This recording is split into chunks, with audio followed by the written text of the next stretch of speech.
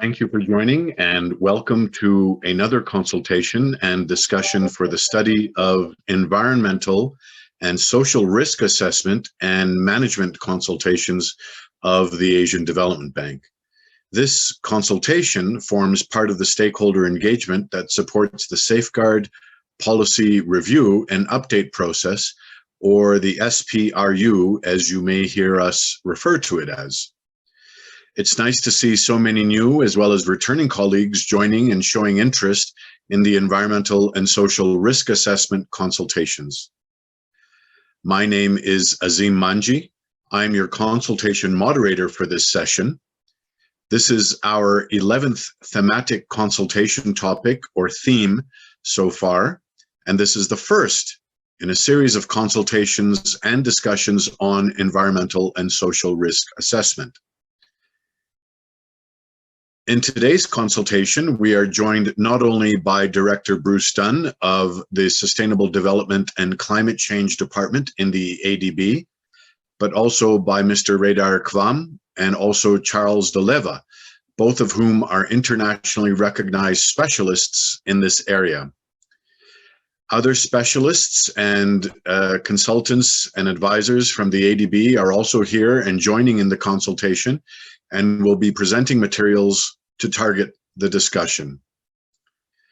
For this first session on the environmental and social risk assessment, we have 113 registered, 91 of whom are from outside the ADB network. 23 countries are represented here with us today for this first session, with government stakeholders from East Asia, Pacific, and Southeast Asia. In this consultation, Mr. Ryder Kvam will present the main summary issues related to the issues associated with the study he has authored on environmental and social risk assessments and the relationship of the study of relevance to the Safeguard Policy Update. From the presentations, we're hoping participants like yourselves will share insights on the potential gaps of the provision and implementation of the 2009 and previous policy and propose recommendations to ensure the strengthening of the forthcoming or future revised policy. Comments received from this consultation and thereafter will inform the revision of ADB's safeguards policy. Before I call upon our speakers, here's a few gentle reminders. All stakeholders and participants have consented when joining this ADB meeting that we are recording this session for the purposes of preparing a summary of the meeting. It is the intention that these recordings will be available to ADB staff and consultants, and then more broadly to all members of this consultation publicly. If you have any concerns about the recording or the disclosure, please contact the Secretariat at the email address posted in the chat box. Please join from a quiet and distraction-free area, ensuring that your microphone is off when not speaking. And during the Q&A session, when invited to do so by Felix, the Q&A moderator, you can ask your question by typing them into the chat box, by turning your microphone on when Felix requests you to, and also by turning your camera on. Please be respectful to all colleagues also on this meeting, and Felix and I will manage the time to keep within the schedule. IT support is provided, and you may ask for IT support if you experience any technical difficulties, simply by typing your question into the chat box. As we're all joining by Zoom today, here's a few quick guidance notes when using the important Zoom buttons. Simultaneous interpretation in Chinese, Bahasa Indonesia, Khmer, Lao, and Vietnamese are available for this session. To access these simultaneous interpretations feature, click on the globe icon found on the lower part of your screen and select the preferred language. Please remember to press the mute original audio button so you can hear clearly the voice of your interpreter. For those of you joining and listening in Chinese, Bahasa, Khmer, Lao, or Vietnamese, if you feel the simultaneous interpretation is too fast or too slow, and the interpreter is struggling to match the pace of the English speaker, you can ask the original speaker to slow down or speed up by going to the bottom of the Zoom screen and clicking on the Reactions button. When you've clicked on the Reactions button at the bottom of your screen, you can then press the Slow Down button, which is 2 reverse arrows in white, or the Speed Up button, which is 2 fast forward arrows in blue. This will allow the English speakers to know to either slow down or speed up accordingly. We ask that you use your proper name in Zoom for our documentation. To change your name on Zoom, click on the Participants button at the bottom of your Zoom screen. On the right-hand side of your screen, look for your name, click on the More button, and on the right side of your name, click on the Rename button. Type in your name, the agency you represent, and then click on OK. If you wish to send a message, question, or share feedback, click the Chat button and put your feedback in the chat box. If you wish to comment or raise a question live in the language you prefer, click on the smile icon or the Reactions button, and then click on the Raise Hand emoji. When called upon to do so by Felix or myself, speak by unmuting yourself, clicking on the microphone icon, and then to show your video, clicking on the video icon. Of course, as ADB, we value diverse and informed feedback from our wide range of stakeholders. So let me refer you to the slides on ADB's commitment to meaningful consultations. These are posted in the language of the simultaneous interpretation in the chat box now. And just a reminder that these sessions are being recorded and documented and subsequently will be distributed during and for each event. This allows the ADB to review, consider, and respond to, if necessary, any comments and inputs made.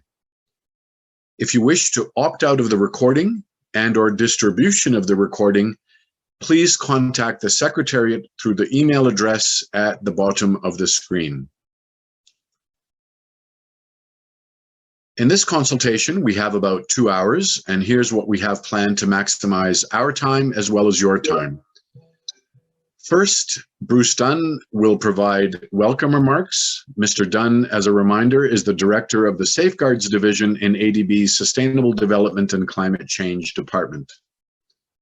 Second, Mr. Ryder Kvam will share the main issues and findings of the nature and context of the study on environmental and social risk assessment as related to the revision of the Safeguards Policy Statement and its forthcoming update. After the presentation by Ryder, we will have a brief 5-minute break, and when we resume, we will be joined by our third presentation by Ms. Zara Abbas, the Principal Environmental Specialist with the Safeguards Division, Sustainable Development and Climate Change Department. Zara will frame the discussion and set the context for the question and answer session on the Environmental and Social Risk Assessment Study. Following Zara, we will have a moderated discussion as facilitated by Felix. Felix Nitete Oku is a Senior Social Development Specialist within the Safeguards Division of the Sustainable Development and Climate Change Department, who will serve as the Q&A moderator. This will be a Q&A session that runs for about 70 minutes, and a reminder that you may ask questions and share experiences in the chat box in either English, Chinese, Bahasa, Khmer, Lao, and Vietnamese. Felix will prompt you with guide questions to frame the discussion. Please then join us for a quick event evaluation before turning you back to Director Bruce Dunn to give us a wrap up and the next steps following the question and answer consultation. As such, and without further ado, I'd like to call upon Mr. Bruce Dunn for his welcome remarks. Mr. Dunn, if you please. Thank you very much, Asim. And good day, welcome. And thank you to all the participants joining us today for this ADB Safeguard Policy Update Regional Consultation on Environmental and Social Impact and Risk Assessment. As Asim has mentioned, this regional consultation is the 11th thematic consultation topic that we've held since starting consultations in November last year. And this is actually one of about 20 consultation topics that we'll be holding to inform the development of ADB's revised Safeguard Policy Statement, or SPS for short, as you'll hear us refer to it during the session. Now, many of you have joined previous sessions, and I'd really like to thank you very much for joining us again today and for your continued participation and engagement in this process. However, for anyone that's joining us for the first time, also welcome. And I'd just like to briefly mention that ADB has launched this update process from August 2020, and that followed an evaluation of the effectiveness of the existing policy by ADB's Independent Evaluation Department. And that evaluation study recommended that ADB modernize the SPS by building on evidence from SPS implementation experience, as well as from the recent safeguard policy updates of other multilateral financial institutions. Now, the update process is expected to be implemented over a 2.5-year period, with the approval of the new policy targeted by March 2023. And you can find further information on the approach for the policy update, including a background paper, and also our stakeholder engagement plan through our Safeguard Policy Update and Review webpage. And if you refer to the meeting chat here in Zoom, you'll also see links to that documentation available as well. Now, turning to today's consultation topic, we're going to be discussing ways to strengthen environmental and social impact and risk screening and assessment. And just to set the scene for some of the further discussions, I'd like to just highlight 4 key points. My first point is on the scope of risks to be assessed as part of our safeguards work. Now, currently, ADB's Safeguard Policy Statement requires the screening and assessment of project-related impacts and risks in the context of the project's area of influence. In practice, this has tended to focus mostly on the impacts and risks associated with a more narrow area looking at the primary project sites, as well as associated facilities, and also consideration of cumulative and induced impacts. However, more limited attention has been given to the wider context in which a project takes place. For example, a project that's implemented in a fragile and conflict-affected situation, or where there is weak governance and capacity, is likely to present greater challenges and risks than one that's occurring in an area that doesn't have similar types of fragility, security issues, or capacity. So this broader context is something that we feel is very important to be considered and strengthened as part of the new safeguard policy. My second point is on integrated assessment. ADB currently screens and categorizes projects separately for environment, involuntary resettlement, and Indigenous people safeguards. And while it's of course important that we consider the details of the impacts and risks potentially in each of these areas, what we've often given less attention to is the interrelated environmental and social dimensions, the relationships between these 3 safeguard areas, and some of the risks that influence each other. Thus, to have a fuller understanding of the risks, we feel that a more integrated assessment process is needed. My third point is on understanding a project's impacts and risks to vulnerable and disadvantaged individuals and groups. Now, the SPS does already require that we examine if disadvantaged or vulnerable individuals or groups are disproportionately affected by a project. And in particular, the policy highlights poor people, women and children, and Indigenous peoples for attention. However, our experience tells us that more effort is needed to prepare robust social analysis for a project area. And we also need to look more widely at the scope of vulnerable and disadvantaged people to be considered, including, for example, people with disabilities, people with different ethnic or cultural backgrounds, or gender identities. And this brings me to my last point on adaptive and risk-based management approaches. The current policy sets the level of project assessment based on the potential significance of impacts and risks. And we generally require impact assessments to be prepared in full before a project approval by ADB's board. In practice, we tend to front-load assessments regardless of the level of risks and regardless of whether detailed designs have been prepared. And actually at ADB, most of our human resources, due diligence, and appraisal efforts focus on this early stage pre-approval.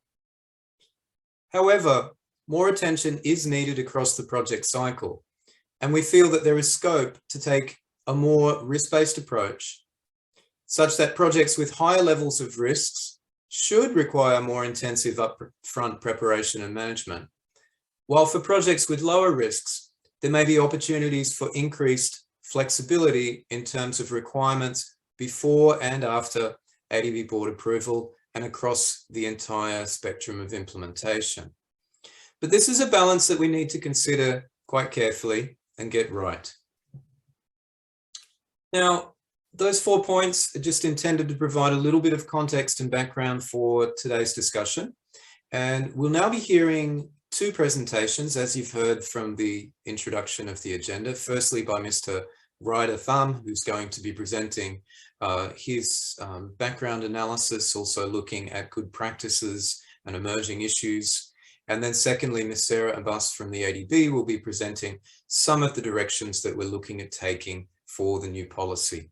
So I hope this will provide a good context for today's discussions. And of course, we're looking forward to hearing your questions, your comments, and importantly, your recommendations. These are always extremely valuable for us and will help inform the development of the new policy. So with that, thank you once again. And let me now turn over to the next speaker, Mr. Ryder Thum. Over to you, Ryder. Thank you very much, Bruce, and thank you also to Azim. And good morning, afternoon to all of you. It's a pleasure to be with you here. I have a few slides that we have put together to try to summarize this review. So if we could have the next slide, please. This overview presentation is based on a desk review, a study, which we conducted recently comparing ADB's 2009 Safeguards Policy Statement with international good practice, among other MFIs, and current and emerging good practice. We try to identify where the gaps may be and ways in which ADB can incorporate current and emerging good practice. It focuses particularly, as Bruce was just saying, on looking at a broader range of risk factors and see how that can be addressed in the identification and in the management of risks. Next, please. This was done looking particularly at 6 comparator institutions. The Asian Infrastructure Investment Bank, which first had its safeguards policy framework in 2016, and this has been updated recently, last in 2021. The World Bank updated its older safeguards policies over a period of quite some time with global consultations, approved the new framework in 2016, and it has been effective since 2018. That's generally referred to as the ESF, the Environmental and Social Framework. We've also looked at the International Finance Corporation, which is the private sector part of the World Bank Group. We've looked at the European Bank for Reconstruction and Development, and some recent policy updates by the Inter-American Development Bank, both the public sector part and the private sector part of that group. IDB Invest is the private sector part. Now, the study has focused in particular on the IFC performance standards and performance standard 1. This was the first integrated environmental and social risk management framework developed by multilateral finance institutions. It was first established in 2006 and then updated and became effective, the revised version, in 2012, as you see here. Their standard 1 under that framework is called Assessment and Management of Environmental and Social Risks and Impacts. And other multilateral finance institutions have adopted a similar approach in the years since. The only exception to that would be the Asian Infrastructure Investment Bank. Their policy framework resembles more the Asian Development Bank in architecture, but the scope and content has been modernized compared with the 2009 SPS. So we've looked particularly at standard 1. You may call this the umbrella standard for risk management. It covers key objectives, elements, and principles for risk management. And it emphasizes the integration of a robust analysis of risk factors combined with a transparent and ongoing stakeholder engagement process, and then looking at how risk management issues can be integrated into a project or an institution's overall management system and decision-making. That's the standard that covers the key principles. As you know, there are many other standards, and different MFIs have adopted slight variations on this. Those tend to focus more on particular topics, such as cultural heritage, indigenous peoples, or resettlement. But for the most part, all of these institutions have adopted this type of umbrella standard on overall identification and management of environmental and social risk factors. And note that it says environmental and social. So the balance between environmental and social considerations is already there in the title. Next slide, please.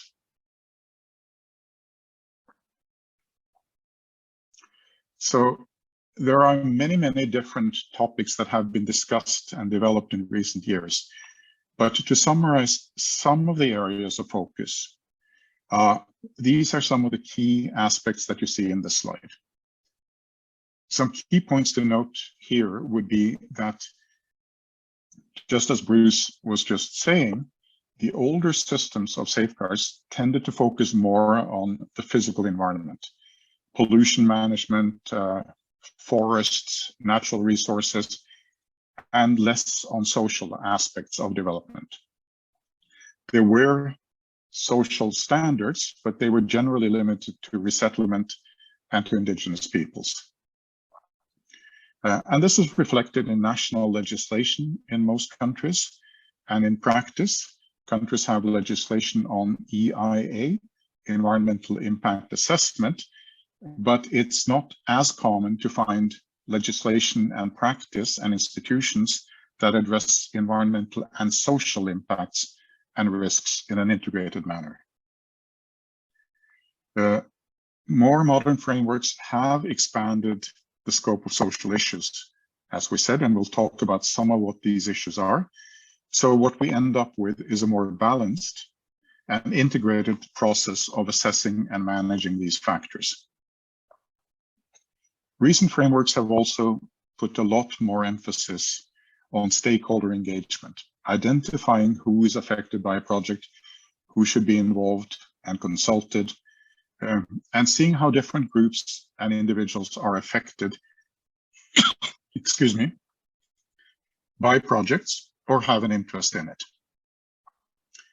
So the recent policy frameworks provide for a process rather than a single or a few limited consultation events. It's now seen as an integrated and ongoing process of stakeholder engagement and consultations throughout the lifetime of a project. There's also greater clarity on the different and complementary roles of borrowers and the lending institutions, such as the Asian Development Bank. I've pointed out here that there is also an adoption of a 4-tier dynamic risk categorization process. This is represented, for example, by the World Bank's Environmental and Social Framework, where the World Bank moved from a 3-tier category A, B, C for risk assessment and management to this 4-tier scale. It identifies projects as being of high, substantial, moderate, or low risk. The advantage to this is that it allows for a more nuanced calibration of effort and requirements proportionate to risk levels, and we'll come back to that in the discussion.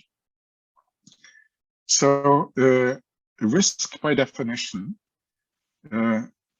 involves uncertainty, and it's a judgment call how much uncertainty we're willing to accept at different times in a project cycle. But the older approach that Bruce referred to of trying to do as much as possible upfront often led to an underestimation of unforeseen issues, new risks coming up, or circumstances changing during the implementation. So the new frameworks are more characterized by a process that will continue to actively monitor what happens during project implementation and have the ability to respond to changes through what we call adaptive management, capturing and addressing unique circumstances or combinations of risk factors in different settings. This requires this concept of proportionality, which we'll come back to. I think we'll go to the next slide, please.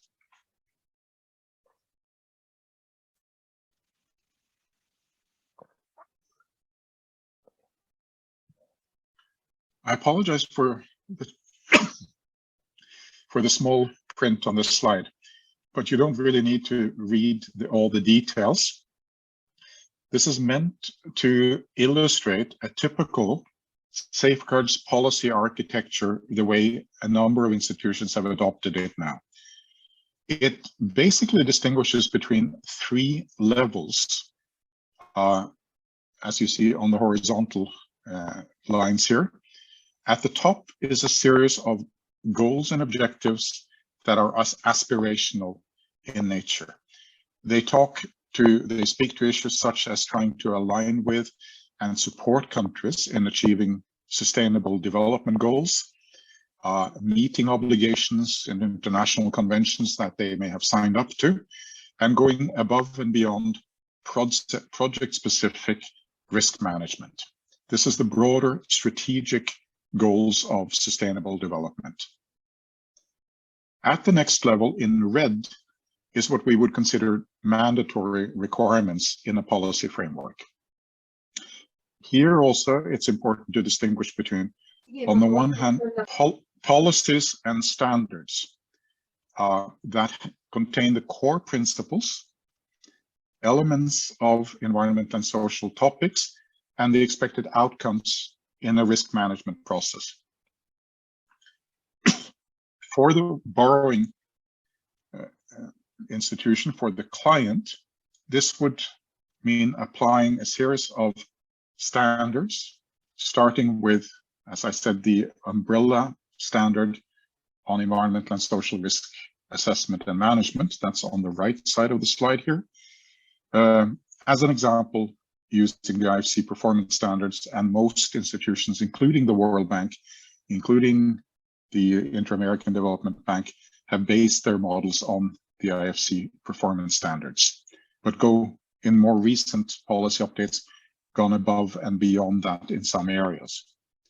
On the lending institution side, on the left, we would distinguish between general overall policies and standards and more nuanced policies and standards, or application of those, depending on what the lending modality or financial instrument might be. This could be financial intermediary support, technical assistance, investment projects, policy-based lending, and organizational structure, management systems, and procedures would reflect this. How the organizations are expected to organize themselves with resourcing, management support at different levels to apply these policies. The same goes for the client side on the right. Clients are generally expected to adopt an overall system for the project or for the institution, depending on what the engagement is, on assessing and managing risks, not as a separate responsibility of environmental and social specialists, but as a shared responsibility within the institution or the company in the private sector part or the government agency responsible. At the bottom of this is the series of guidance notes, tools, good practice. These are listed as being non-mandatory. They're meant to be guidance, interpretation, and so on. But what would constitute compliance or adherence to these policies and standards is really what's in the middle in red. Let's move to the next slide, please.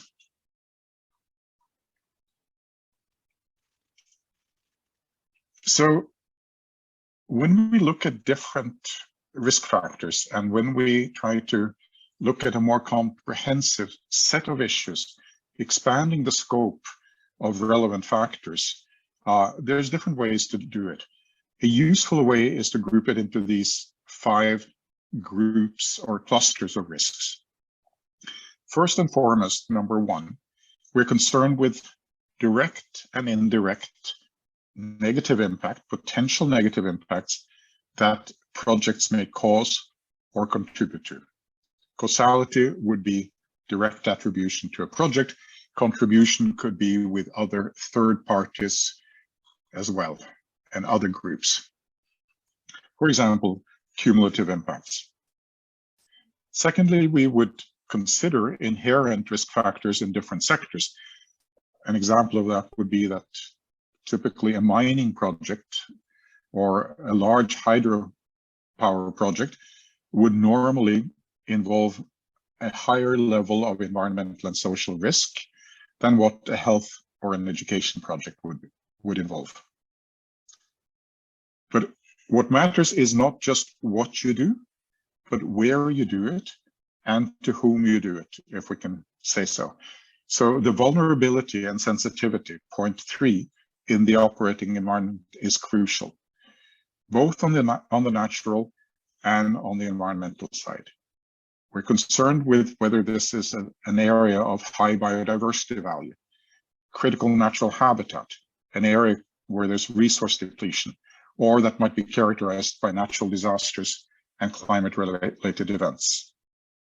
On the social side, we would be particularly concerned with if this project were to affect vulnerable and disadvantaged groups. And as Bruce mentioned, this could be along different social identities and characteristics, whether it's based on gender, ethnicity, persons with disabilities, or other factors. The fourth point is the operating environment in terms of contextual risk factors. This is something that has often been underestimated in the past.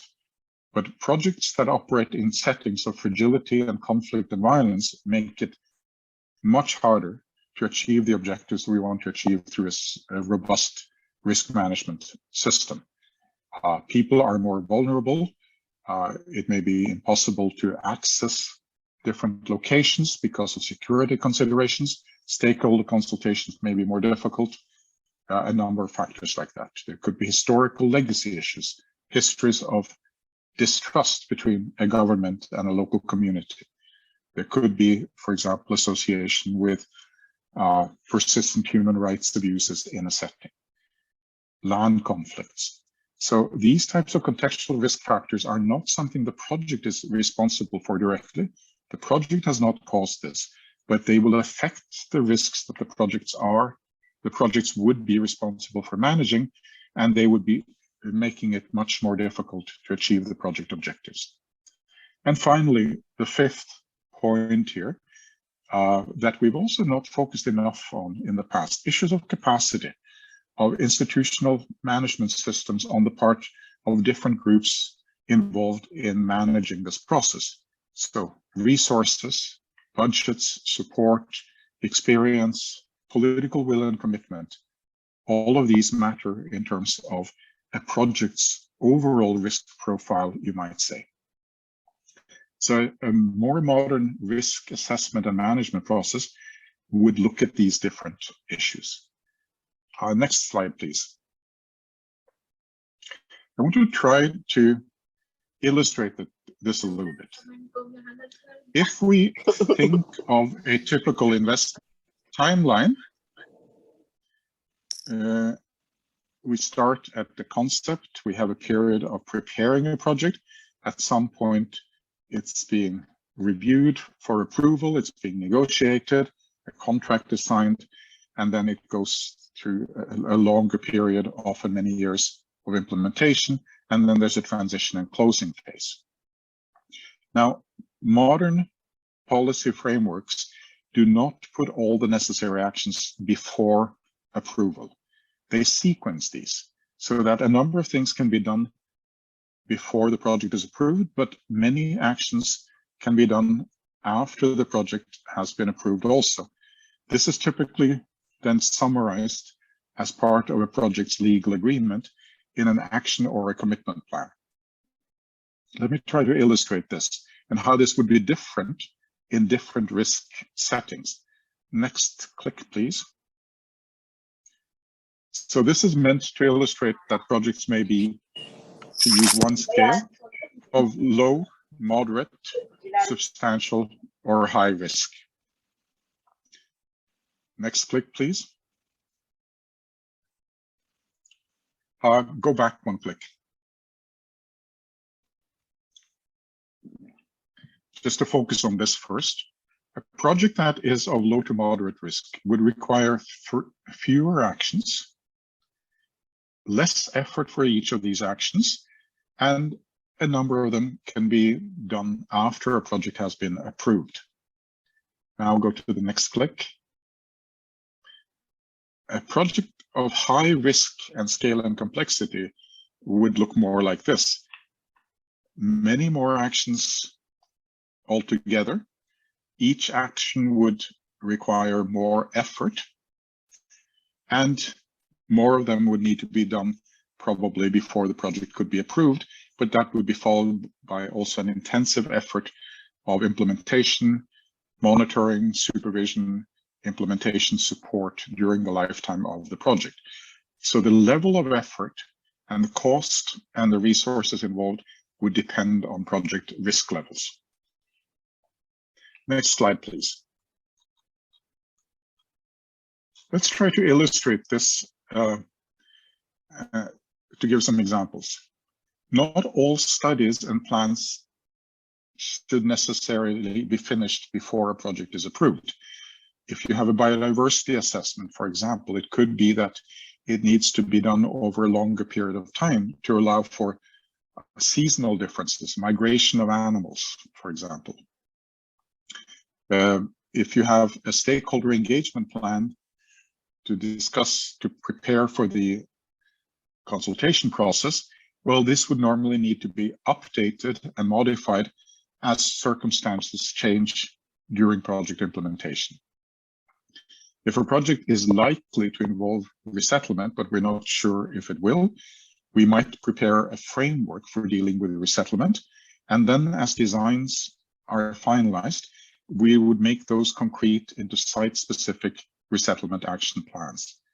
And so this risk assessment and management process will form the basis for ongoing monitoring and also disclosure and reporting throughout the project cycle. So click once, please. To give an example, after the project has been approved, you could continue with studies and consultations as things are finalized more. Next, please. Those studies and consultations would then be reflected in updated plans and designs. So environmental and social assessment and risk management would be is meant to be a decision-making process involving project authorities, not just environmental and social specialists. Next, please. You would then develop management plans to deal with different risk factors, and you would implement those mitigation measures, for example, relocating people who have to be resettled. And we click on the next, please. Before we would start civil works in that particular locality. So this really forms a critical path process during project implementation also. But this is what modern frameworks do look like. They do allow for, in the right circumstances, studies and consultations and updated plans and management of mitigation measures to be done during implementation. Next, please.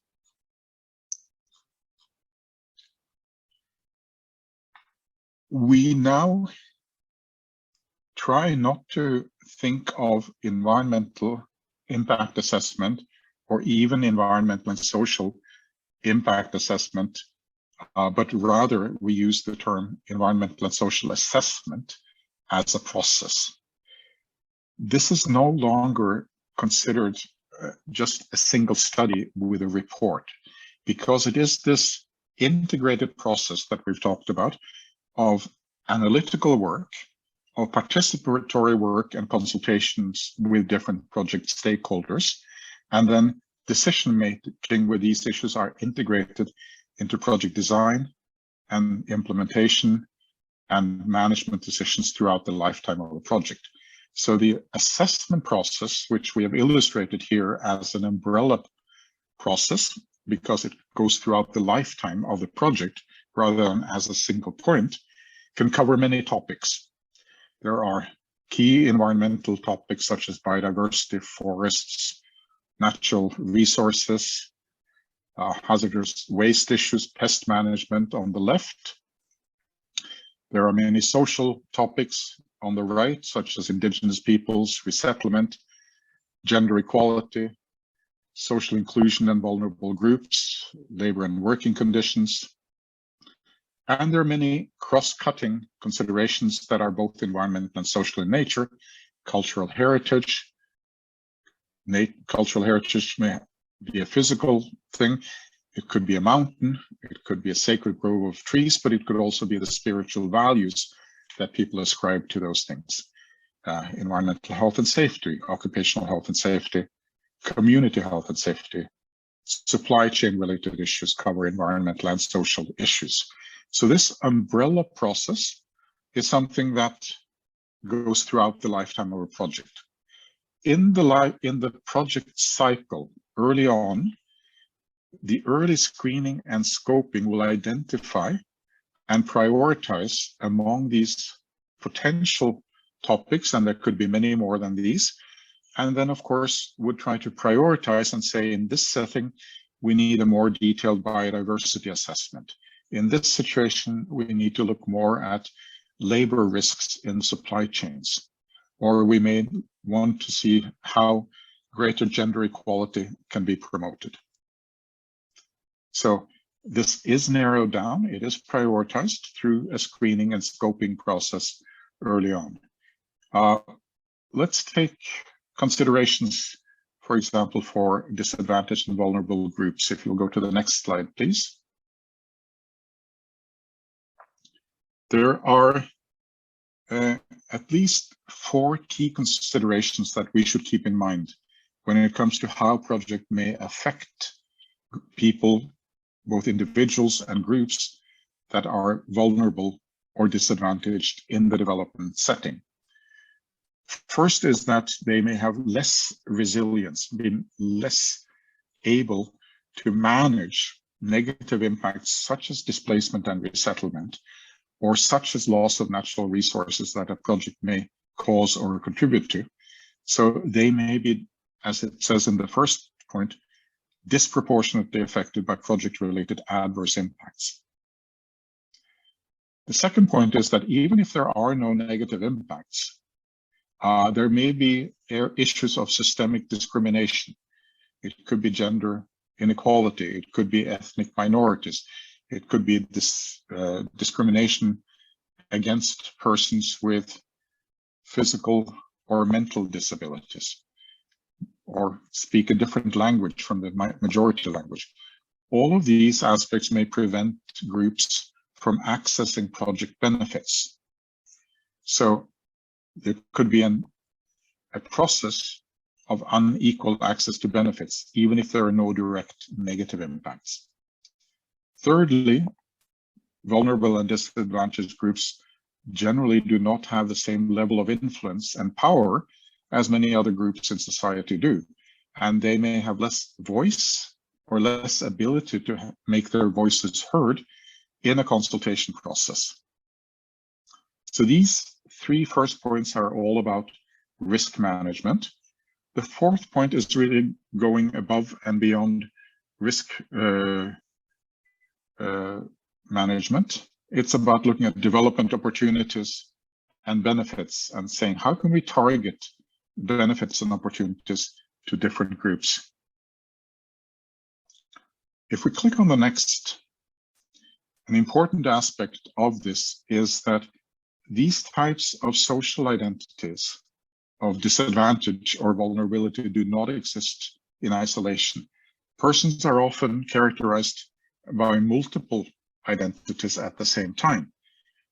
This is referred to now as intersectionality, that a person's gender, location, education level, age, being indigenous or not, being poor or not, these can all affect each other so that a group, so that the overall risk factors are much higher.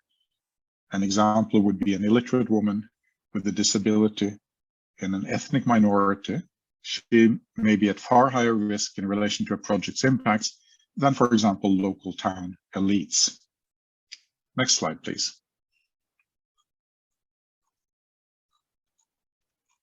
So I only have 2 more slides. This is also a little bit hard to read, but basically this is meant to illustrate that within this integrated environmental and social assessment process that goes on from early inception and concept through completion of a project, there are a number of key elements. They overlap in time, they're not done sequentially, and often they will influence each other in what we might call an iterative process. So some of these examples that you see here, in this is number 1 would be, well, identifying what the normative framework is going to be. What sort of rights and entitlements do affected people have in this type of situation, for example. The second would be an early screening and scoping process of risks and benefits.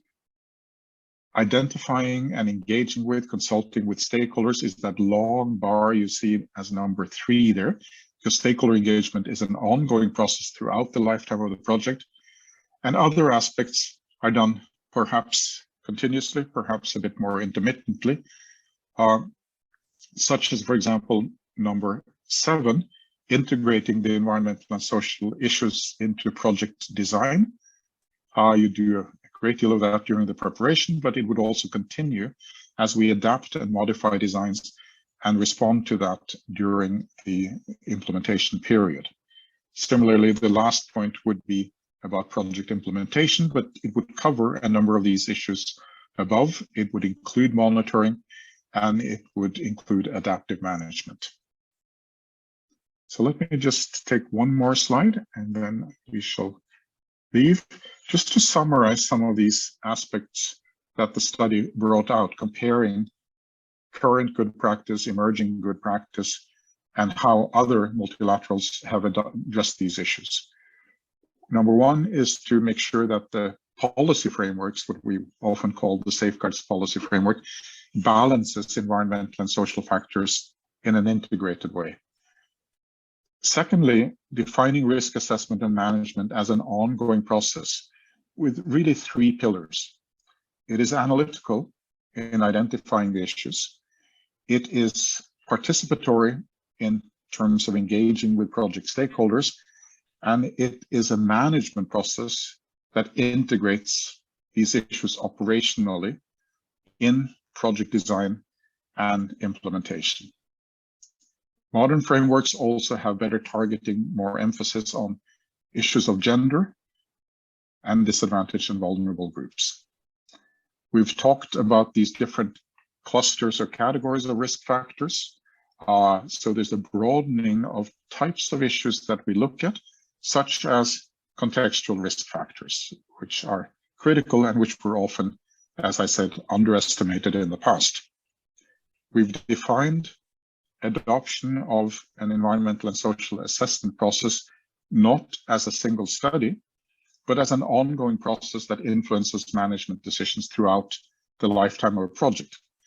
And we've come to a more flexible, nuanced way of balancing actions that need to be done before the project is approved with what can be done and should be done during implementation. So their frameworks, the more modern frameworks, also allow for greater flexibility depending a bit on the risk and scale and complexity of the project. And so what we've said as the last point here is that the policy requirements, the level of effort needed, the resources, the due diligence, the oversight, the implementation support, all of these ought to be defined as proportional to a project's risk and scale and complexity. So I think that was the last slide. And I know that we will have questions and comments, but for now, I just wanted to say thank you very much for your attention to this first part. Thank you so much, Ryder. Yeah, thank you so much, Ryder, for the clarity of your presentation and the detail of your slides and providing us with feedback and processes related to the environmental and social risk assessment study, as well as to, of course, Director Bruce Dunn for framing and contextualizing this discussion.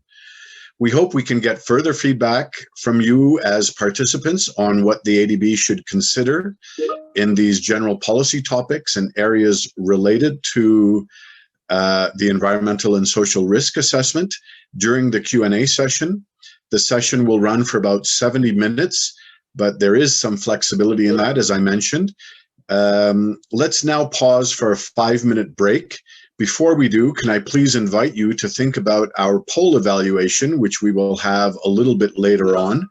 But if you wish to register your written feedback now to improve on how the consultation and the approaches to these sessions are actually working and how the ADB engages with you directly, the link to the menti.com question is posted in the chat box now.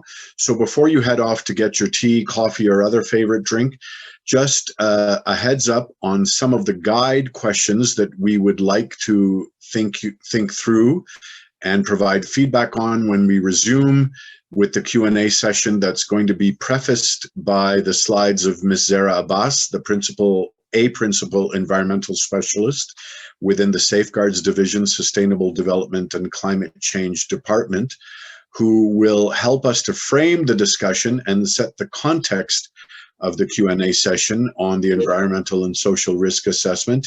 And then we will lead directly into the session facilitated and moderated by Felix Ni Tete Oku, who is a senior social development specialist within the Safeguards Division, Sustainable Development and Climate Change Department. So you will see a countdown timer. I don't see it right now on the top right-hand side of the screen, but there you see the guide questions and the countdown timer on the top right-hand side of your screen. When that timer reaches 0, you will know that it's time to return to your screens and the facilitated Q&A session that's going to be prefaced by Zara Abbas. We will also have some background music, so if you're stepping away from your screen, as you hear the background music fade away, you'll know that it's time to return to your screen. So with that, and a reminder of the guide questions that Felix will be taking us through during the moderated Q&A session, we will see you all in about 5 minutes. Thank you and see you soon.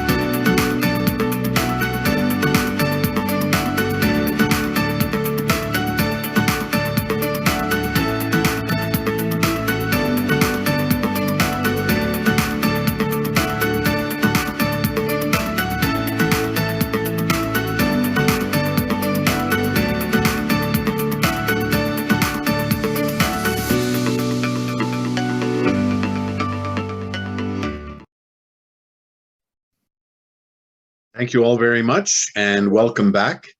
We will now have a framing of the risk-based approach related to the theme of environmental and social risk assessment and the study, as well as the points on Ryder Kvam's last slide, which provides us clarity on what ADB needs to consider for the updated policy.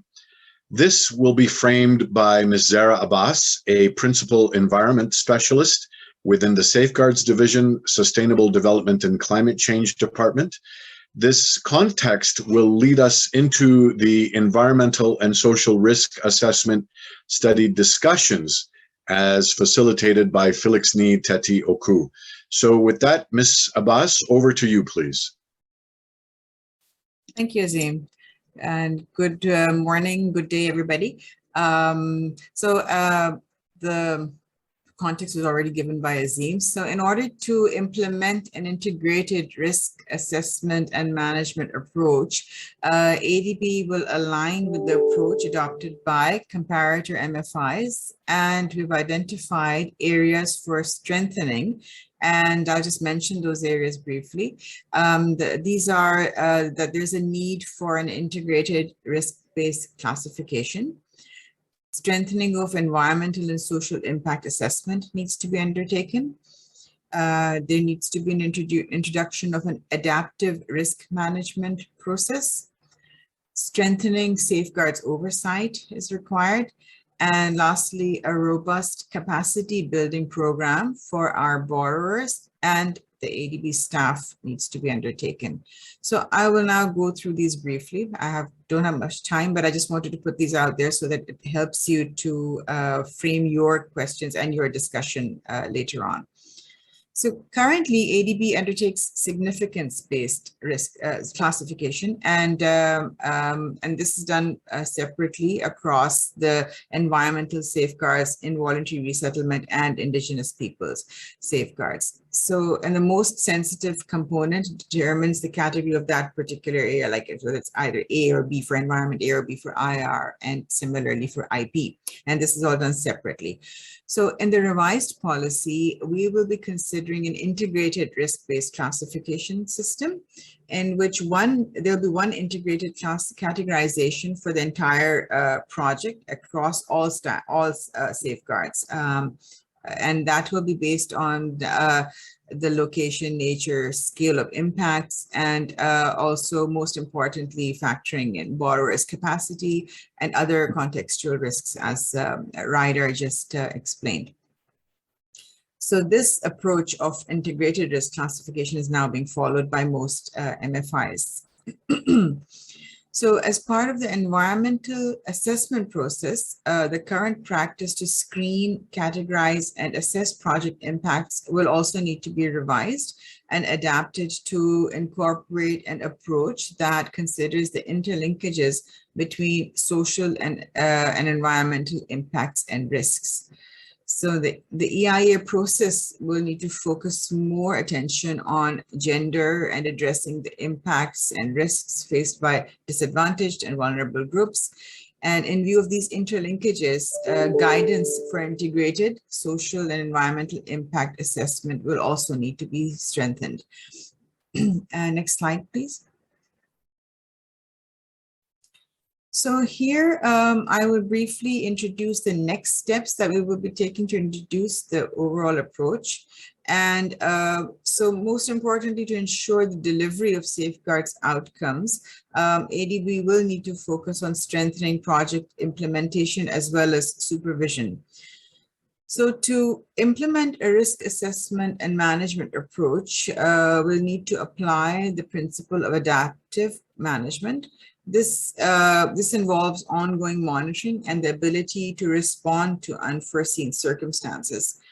Linked to this is the need to also develop guidance on how to balance pre-approval requirements with actions that can be undertaken at a later stage based on the level of risk during project implementation. And this was explained by Ryder in the previous slides. So based on the nature and risk of the project, actions that can be undertaken at a later stage will need to be agreed upon with the borrower and then reflected as conditions in the legal agreements so that they can be implemented later on through, and that the World Bank does this through an environmental and social commitment plan. So while having a new approach to undertaking risk assessment and having guidance on how to do it, it is equally important to strengthen ADB's safeguards oversight, which will require robust risk management systems. And these include appropriate safeguard staffing structure and resources, performance indicators, and tracking and performance monitoring tools. So we've recently developed and are also implementing a project performance rating system and an integrated safeguards management system for tracking the implementation of project level safeguards. So this is under development. So by the time the policy revision and update is completed, ADB will also have reviewed and assessed the staffing resources requirement. And lastly, a comprehensive policy implementation plan will be developed for capacity building and establishing strategic partnerships. This will cater to the needs of all stakeholders, and these stakeholders include our executing agencies, our implementing agencies, contractors and consultants involved in implementing the project, and then partnerships with other MFIs will also be strengthened around standards and their implementation. And lastly, we will be developing policy guidance, good practice notes, and other tools for implementation. So, so I hope that with this background of the topic and how we're considering to incorporate it, it will be useful for you in the next session to look at the questions that we've put here. Can I have the next slide? And we can just put the questions here. Okay. So I think I'll now hand it over to Felix directly, and he can walk you through the questions and then start the discussion session. Thank you.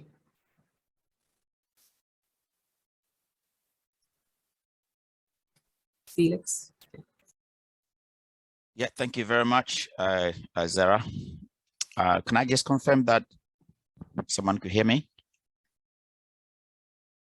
I can hear you, Felix. Thank you.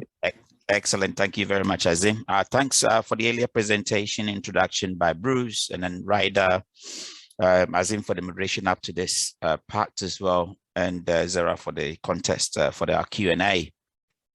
This is your session, I say, and we welcome all of you, 84 in participation on this call for your time. And we just want to make sure that everyone has the access to comment. There's been a few presentations, and this is your time to be heard. Take advantage of it. ADB to facilitate and make sure that your thoughts, comments, and feedback ahead has made simultaneous translation provisions in 5 languages beside English language.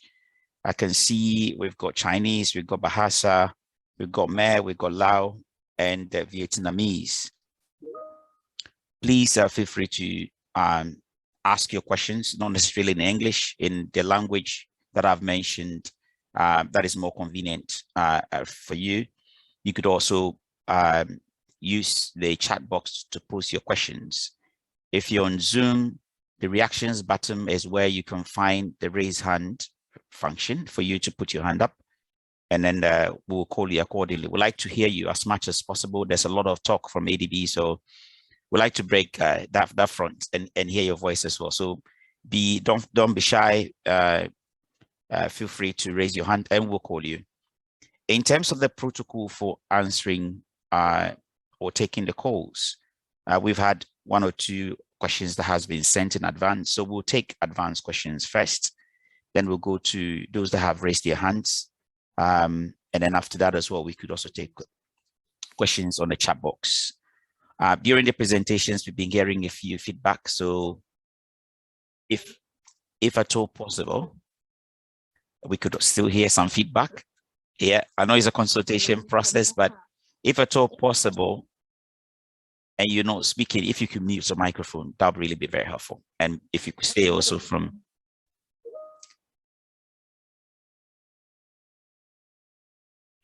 Okay, and that will also be quite helpful. So ATU chat, 4 set of questions have been posted to guide our Q&A session. There is one that has to do with assessing and how to assess and manage risks. Also, the whole issue of contextual risk has been introduced, how to manage that, how to strengthen inclusion and addressing vulnerability in our projects, and then increasing focus on implementation outcomes. You're not required to answer these questions in any sequence at all, but we would like to get feedback in these 4 thematic areas. We'll kickstart. We've got 70 minutes, enough time. I think I can hear the Chinese interpreter. Felix, yeah, if I can just interrupt, I do believe that the Chinese interpreter is on the English channel. If we could just ask the Chinese interpreter just to check the translation channels and make sure not to be on the English one at the same time. Otherwise, it's repeating over. Just if the interpreters could check that. Sorry for the interruption. Back to you, Felix. Thank you very much. Okay, thank you very much. Okay. Thank you very much, Bruce. And we apologize for that technical glitch. But we're back. So I hope maybe my guiding guiding questions or introductory remarks were quite clear. I can see already some hands up. So without wasting much questions time at all, we'd like to maybe get an icebreaker, someone else to speak. If we've got Mr. Shi, Guangqing Shi, is a professor from Ohio University. You posted a question. If you're on the call, I would prefer that you can unmute and ask your question. Mr. Shi, are you on the call? Yes. Oh, please, go ahead. I'm Shi Guqing from Ohio University National Research Center for Resettlement. We collaborate with ADB since the middle of 1990. It's last 25 years, especially for capacity building in social assessment and also the resettlement. For my observation, I think this is a significant improvement and change the ADB safeguard policy system, because it's for SPS, it's mainly focused on the EIA and also the indigenous people and the resettlement, the 3 major components. But now it's more comprehensive, and also in general it's similar with other international financial institutions like World Bank, IFC, and so on. Second one is I think the change is a significant change, is a move from the high attention for the preparation, the PPTA, to now the implementation and performance in the implementation stage and monitoring. So I think this is second. Third one is more comprehensive, integrated the environment and the social impacts. This is especially this interaction. This is in general similar with other development institutions, but I think it's more comprehensive complexity. So I have some questions that is from my personal experience in last 30 years cooperating with World Bank and ADB finance project. First one is now we move to the integrated environment and the social impacts together.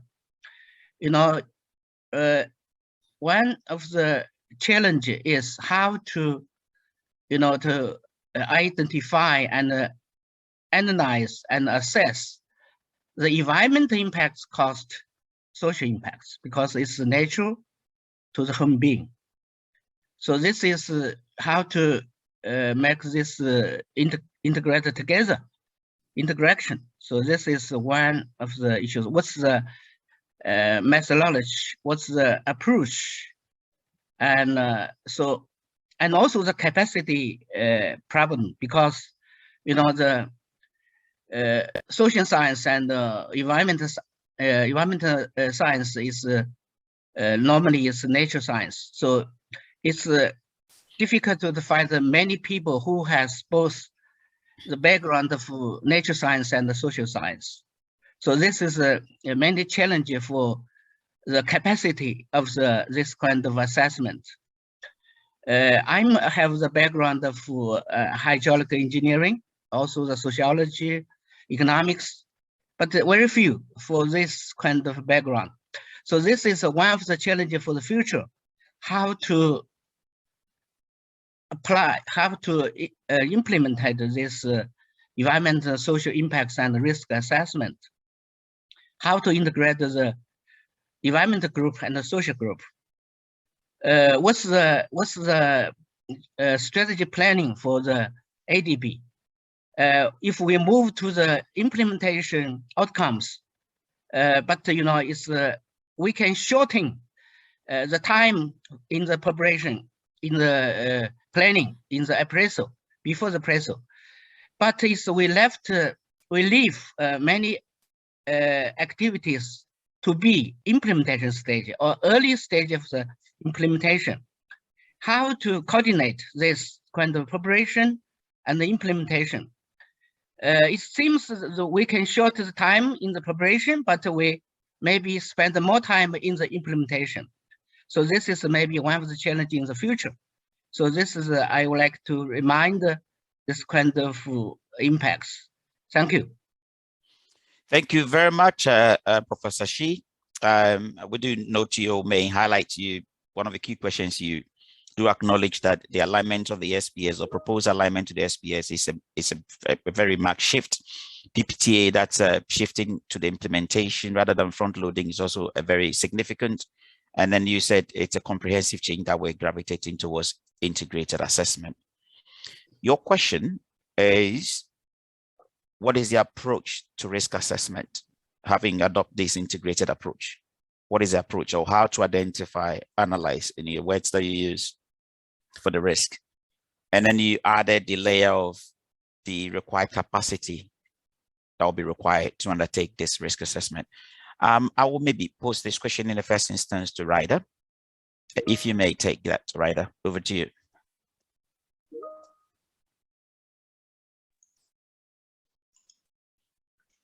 Ryder, are you there? Yeah, I'm here. Could you just repeat the question, please? There were a number of issues here. Just the main focus.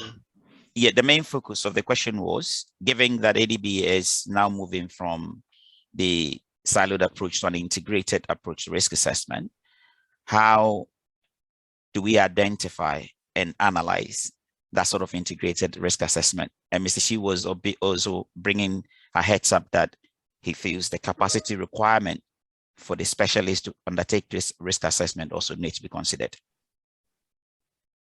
No, I fully agree with this.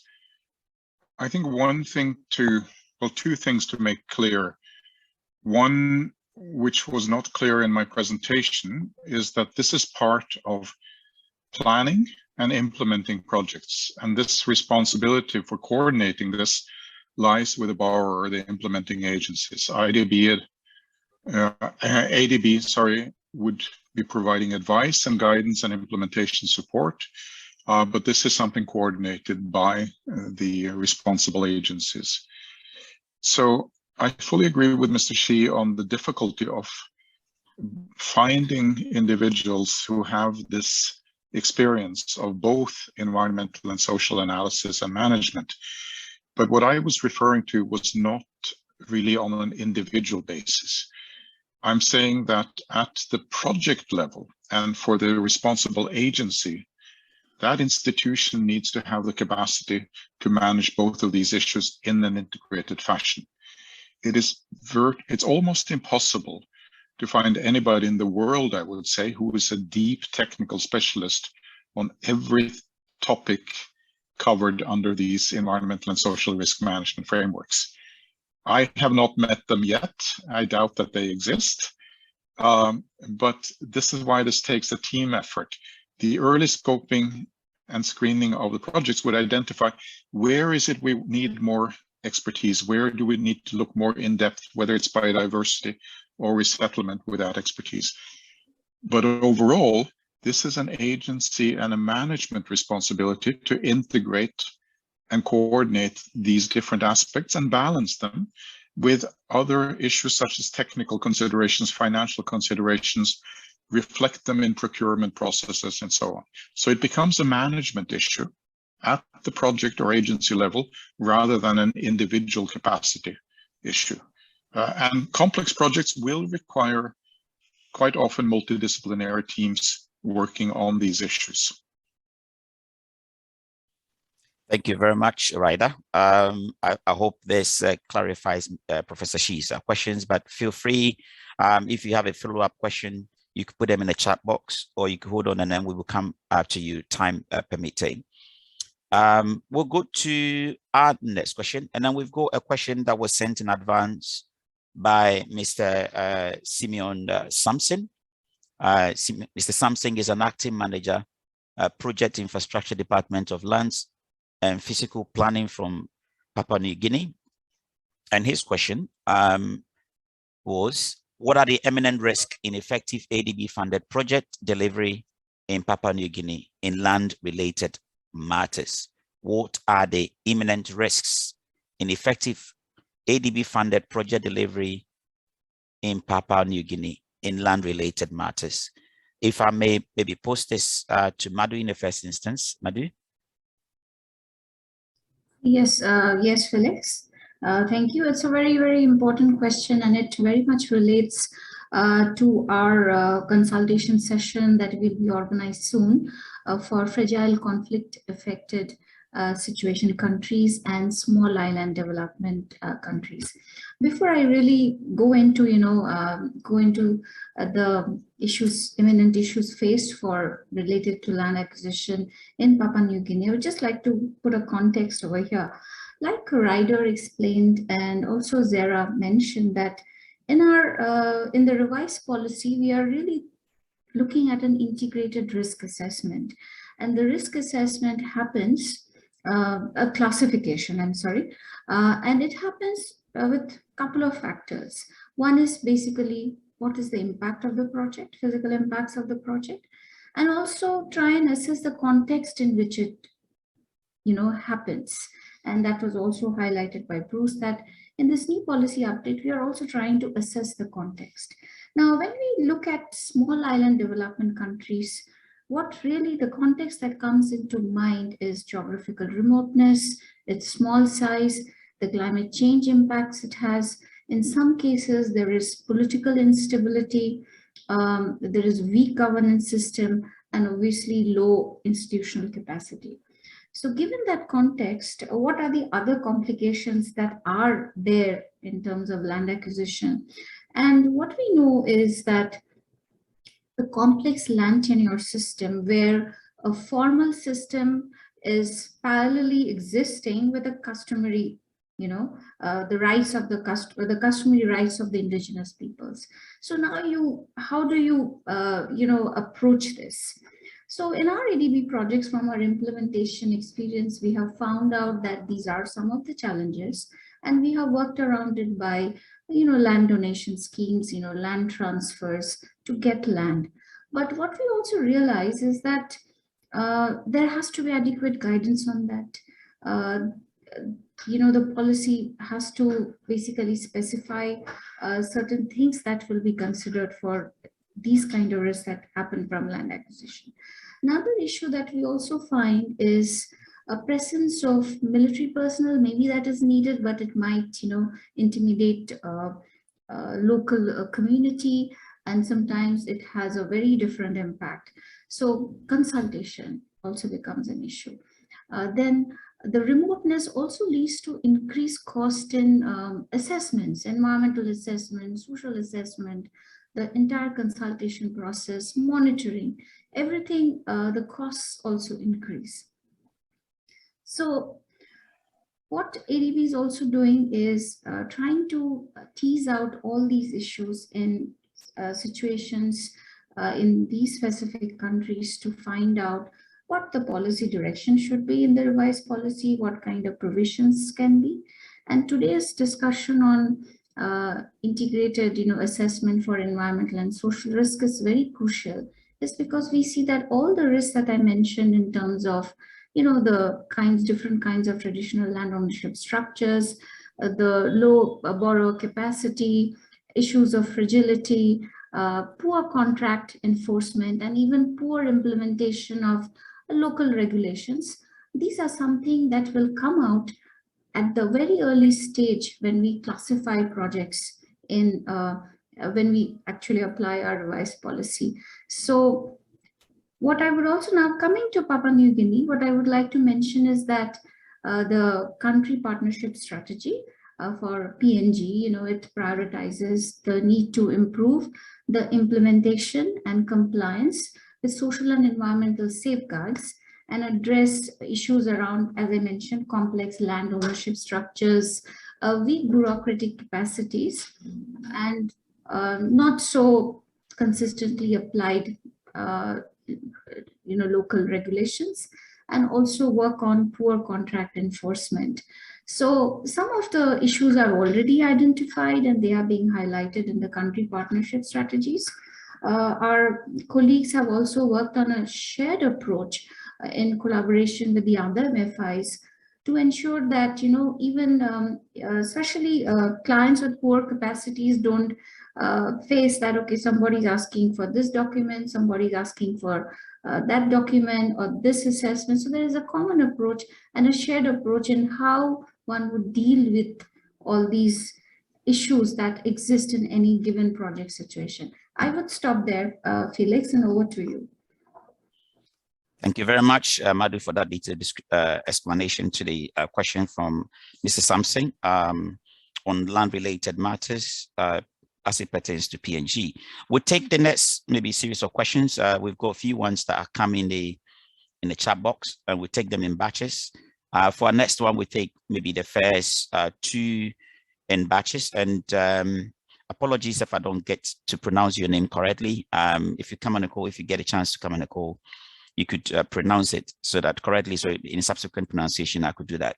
But if we have Chel Meg, who is a ENS safeguard specialist, upscaling renewable energy sector project in the United States. If you're on a call and you would want to ask your question directly, you may do so. You on a call? Yes, hi everyone. Thanks for the question for this event. My question was for Mr. Kavam, if I spelled it yes, Ryder. correctly. Yeah. Okay. So I believe it was the fourth or fifth slide that you showed that for the project cycle, in order to identify the appropriate risks, you've listed the actions, tasks that are usually normally conducted for each of the projects. So I was looking through the items, and from 1 to 7 so basically I am currently in Mongolia, and as a national requirement under the detailed environmental impact assessment, it needs to be also conducted. So in most of the cases in Mongolia, 2 environmental impact assessments are conducted. Because it is a national requirement, it needs to be conducted by a Mongolian company. And for ADB, it is usually conducted by an international consultant. So for me, it always seems to be redundant work. And I was wondering if there could be a gap analysis conducted on either of them and have it approved, a same document being approved by 2 authorities for the project to be processed. That's my question, if that's clear. Maybe if I ask you, maybe follow just to clarify, why in Mongolia do you have to prepare 2 ESIAs? Yeah, because the impact assessment conducted by the international consultant is not legally, it cannot be approved by the legal environment in Ministry of Environment. The Ministry of Environment only approves, reviews and approves an environmental impact assessment that is conducted by a licensed entity. Normally, they are national companies. Okay, right. So your question to Mr. Ryder will be that could we make a recommendation for a gap analysis, preferably to be undertaken on the existing EIA to prevent duplication of resources and effort? Is that your question? Yeah, if there is an option, if such scenario exists in other countries, or in this case in Mongolia. Okay, Ryder, I want to give a first cut on this. Thank you. Well, thank you. I think it's an excellent question. Perhaps a couple of points in response. I think what we're seeking to do is to avoid duplication of effort on what's already being done. So if what's being done at the country level is consistent with the principles and the scope of the risk management framework that ADB and other institutions adopt, there really shouldn't be a need to duplicate. But you, I think, refer to this ESIA as a document or two documents. And I think one of the points we're trying to make here is that environmental and social assessment, the way we envisage it now, is more than a single study. It's a process of assessing and managing and updating that assessment and management, which may involve documents and specific studies, but it's also the management of this. It's the consultation process around it. So it's more of an umbrella process that has milestones and deliverables, if you want to call it that, such as particular studies. I think among the multilateral finance institutions and other agencies using these types of frameworks, and for example, for the IFC performance standards, there are over 130 commercial banks around the world, members of something called the Equator Principles financial institutions, who all use a similar framework. There is a strong emphasis on trying to achieve common approaches, shared approaches, to avoid this duplication of effort and focus on high-level principles and expected outcomes rather than detailed procedural detail. So again, if national approaches are consistent with what an organization like ADB would ask for, there really shouldn't be a need to duplicate. Our experience has been, though, that there are often gaps and differences. And the typical thing is that national standards are stronger or more detailed on environmental impacts than on social impacts. Does not necessarily have the whole breadth of issues. So coming back to your question about can this be assessed, I think it's important and good practice, this is my own view, but I've seen this in many situations, to try to do an assessment of national approaches, which would be about the normative frameworks that exist, the capacity of the institutions that are there that manage this, because it's not just as having something on paper as a regulation, it's also how it's being implemented, right? And finally, the governance systems around these issues. Is there access to grievance mechanisms? Is there a process of transparency and accountability involved in these things? So I think to the extent that ADB and other institutions can undertake such a more strategic analysis of where the country is and to avoid duplication, to come back to your point, I think it would be an excellent thing. Excellent, Ryder. Thank you very much. Did I pronounce your name anyway correctly? Is it Chameg?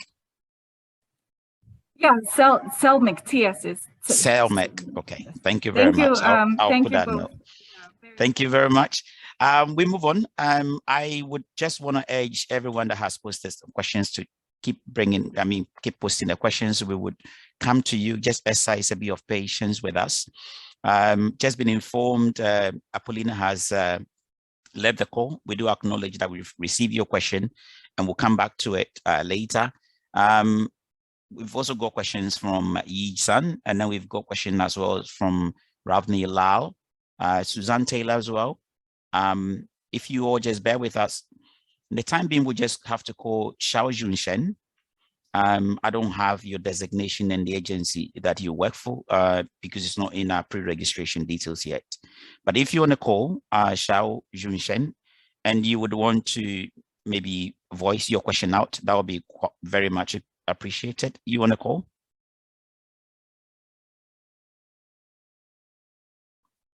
Is Xiao Junshen on the call? Okay, if not so keen to speak, I'll read out your question.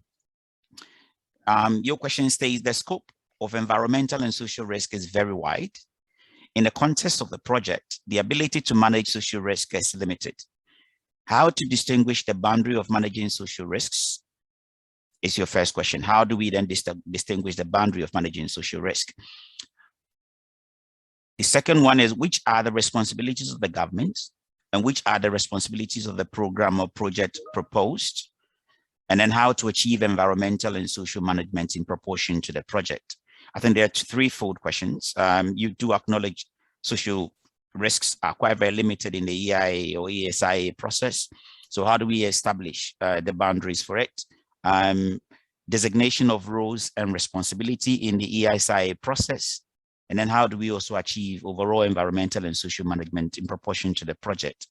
Can I maybe pose this threefold question to you, Ryder, in the first instance, establishing the boundaries of social risk assessment in particular due to its limitation in the risk assessment process? That's the first one. Then how do we then identify and delineate the boundaries of roles, the borrowers, the government, all the way up to contractors? And then the third, but not the least, is the project benefits and outcomes in terms of environmental and social aspects. Over to you, Ryder. Thank you. These are all excellent questions. I think one point to make here is that there's a difference between identifying risks and determining what the project is responsible for managing.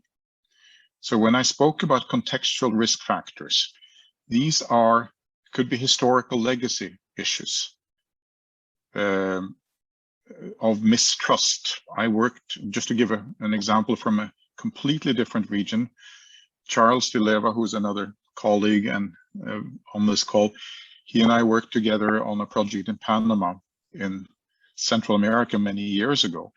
And the complaint local people, indigenous communities had against the development project we were involved in really had more to do with the Spanish colonization of Panama several hundred years earlier than anything the project had done. But that historical loss of land that resulted in and the mistrust of government affected the project. So these are historical legacy issues, contextual risk factors that a project should try to understand, but that's not the same as saying that it has direct responsibility for managing all of these issues. You could argue the same in certain aspects of supply chain issues. There may be risks at different levels of a supply chain, but the project does not have the control or leverage to manage all aspects of supply chains, different tiers of the supply chain.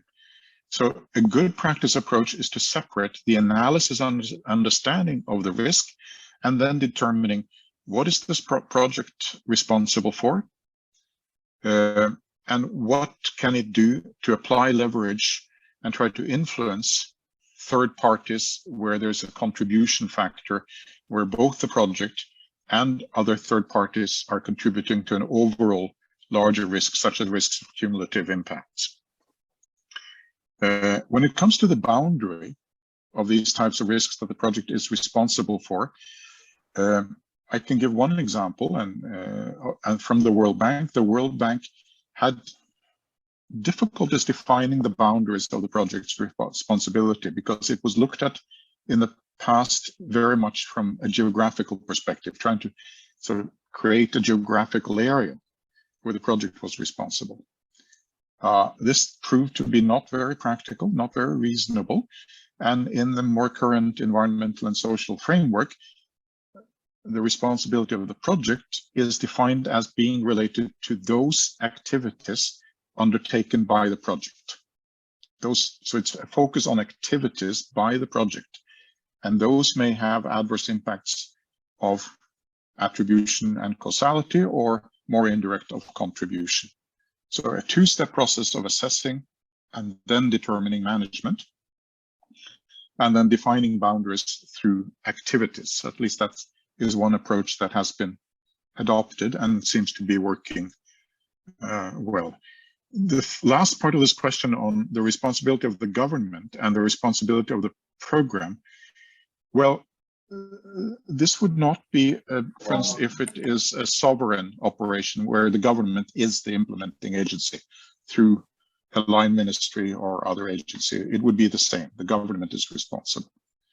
If it's a private sector project, then it's the private company that is responsible for assessing and managing these risks, but they operate in a situation of government actions also. So resettlement, for example, land acquisition and eminent domain is not something that a private sector company can do. They would have to depend on government land acquisition for a concession on a private sector operation, for example. And there's guidance in the IFC performance standards and in the World Bank's equivalent operational policy, for example, that says what responsibilities and what relationship should there be between a private sector proponent or a client in a project and their relationship with the government in those particular circumstances. That was perhaps a lengthy answer, but it was a multi-level question also, so apologies for that. Thank you, Ryder. And I just got notification that Mr. Shao Junshen has had to leave because of time constraint, but I think, yeah, you touched on a three-pronged question that that was posted. Now we move to Suzanne Taylor. Suzanne, you've got, you come from the international communications. You are an international communications specialist for Clarity Consulting. And then you've got a question on alignment with other MFIs or MDBs. If you're on the call, Suzanne, would you mind voicing out your question? Yes, thanks very much, Felix. And my background is in stakeholder engagement and communications at the project level, primarily in the Asia Pacific. So the question really is, I suppose, about the reporting. And at the operational level, there's often a need to report into different agencies who are obviously funding the project. And I just wanted to ask the general question, which I see has been followed up by others, about the integration of reporting frameworks with organizations like the World Bank, just to make sure that at the operational level, the reporting is manageable for the consultants who are involved. And so the integration is not just between environmental and social impact assessment and reporting, but is also integrated with other lending institutions. So that's really my question. That's course, I think is very clear. And thank you again very much, Suzanne, for clarifying it. So it's not just integration within the safeguard policies, but then also integration with our sister institutions to minimize duplication of effort in terms of reporting in particular. I would maybe go to Ryder in the first instance. And then maybe we could also help on that with Felix. Oh, okay, Charles. Over to you in the first instance, and then we can start with Ryder. But I can help, but can start with Ryder if you want. Okay, Ryder, and then we go to Charles, if that helps. So maybe I'll try to be brief. Maybe 2 quick points on this. Each of the multilateral finance institutions do try to coordinate these issues, but they also have their own access to information policies and disclosure policies that guide how they disclose information. in their safeguards policy frameworks, there's guidance and requirements for how clients in projects and the institution itself, through procedures and how they disclose these things. These are typically done through management procedures. They may be updated from time to time, but there is an overall access to information policy. In the World Bank Standard 10 is stakeholder engagement and access to information disclosure integrated. When it comes to other aspects of coordination, since the questioner asked, has a background on stakeholder engagement at the project level, I think that's a nice example of trying to find common approaches among multilateral finance institutions. The Asian Development Bank 2 years ago co-published a guidance publication on meaningful stakeholder engagement together with the World Bank, the African Development Bank, the Inter-American Development Bank, and many other multilateral financial institutions. This does not go into detail on procedural issues, but it focuses on key elements and principles of stakeholder engagement that all the multilateral financial institutions agreed on as being, as containing principles that they all ascribed to. And I'm happy to post a link in the chat room to where that publication can be downloaded in case there is an interest for that. It's easy to find and it's an easy read. But Charles would add more to the details of how this is done in practice. And just to supplement what Reidar said, and also to point to, I think it was maybe the 8th on the bullet points of Zara's slide on capacity building, that part of what capacity building includes is support for getting consultants to understand how to apply the environmental and social standards. And so, for example, in Asia, there is a center of excellence that's supported by Asian Development Bank and World Bank for helping to train both borrowers and consultants on the application of these standards. And that's also supported through a multilateral financial institution working group on these environmental and social standards that helps both to harmonize the standards, but then also coordinate about how in our borrower countries the skills are there to carry out the environmental and social impact assessment, the stakeholder engagement activities that we've been describing. Thank you. Thank you very much, Ryder and Charles. I'll maybe post it back to Bruce for some broader, much more streamlining processes for reporting overall. Bruce? Thanks very much, Felix, and thank you so much for great questions. So I think Ryder and Charles have both touched on a number of important issues here. One thing that I'll add is that for ADB, one of the objectives that we have for this policy update process is actually to try and achieve greater convergence or harmonization between our approach and our reporting requirements with other multilateral financial institutions and also those working in the commercial sector, such as the Equator Principles banks.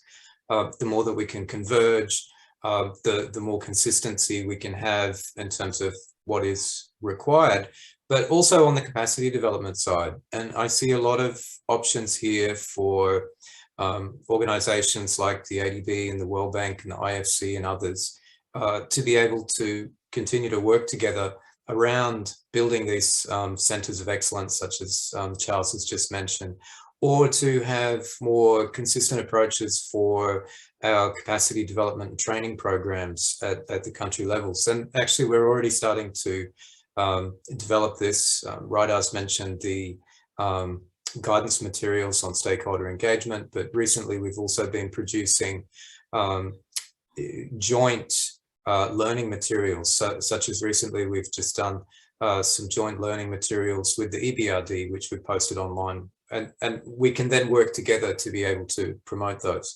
So certainly it's an issue, and it will take time. We'd like to support that by allocating some dedicated technical assistance for the rollout of the safeguard policy.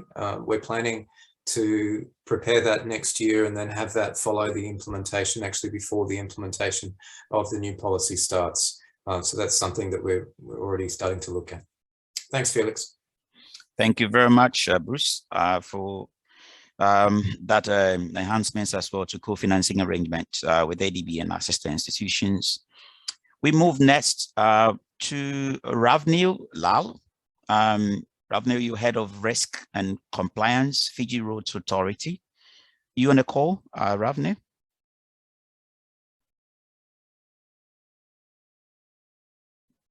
Hello, Ravnil Lal from the Fiji Roads Authority. If you're on the call, you want to voice out your question, otherwise we could read it as well. Okay, let me maybe just read the question. Your commentary says, do you think EIA and environmental risk assessment should be conducted together? That's the first one. You said how to achieve environmental and social management in proportion to a project. So how we'll have to ensure that environmental and social assessment process is commensurate with the project risks and impact. Then your last question, does ADB have a separate framework for environmental and social risk assessment as opposed to operational and procurement risk framework?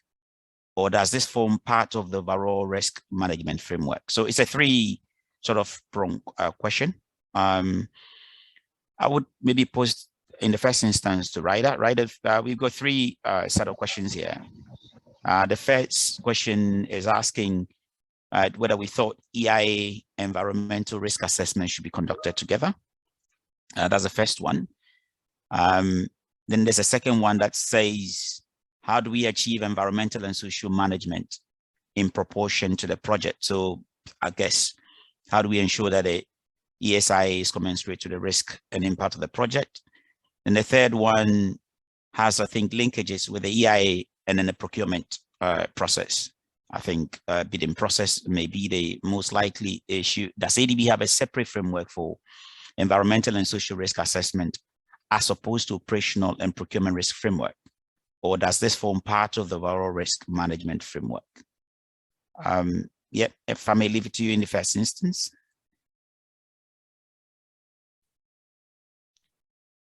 So should I try to address a couple of these points then, Felix?